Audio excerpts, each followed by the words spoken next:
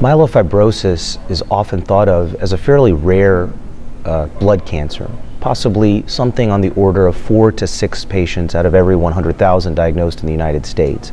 However, as with any rare or less common blood cancer, there might be more patients walking around that just haven't been diagnosed. And so in myelofibrosis and MPNs in general, the community practice provider plays a very important role in both the recognition, diagnosis, and management.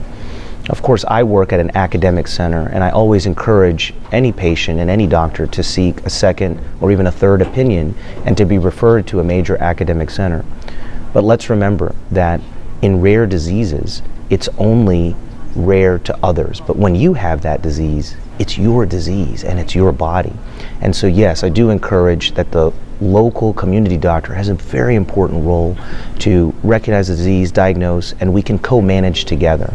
So that's the model that I favor, having multiple doctors involved, academic physicians, community physicians, working hand in hand for maximal patient care for patients with myelofibrosis.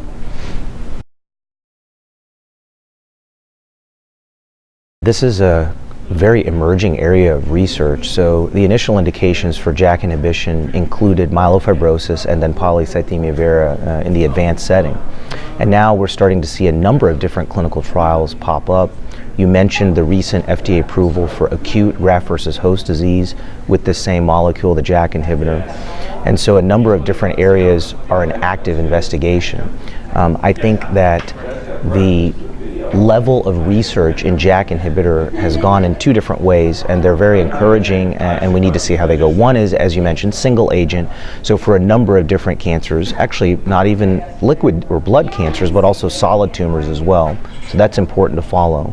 But also, we and others are starting to do combination therapies with JAK inhibitor and other molecules in other subsets of diseases. For example, patients with myelofibrosis with what's called a suboptimal response.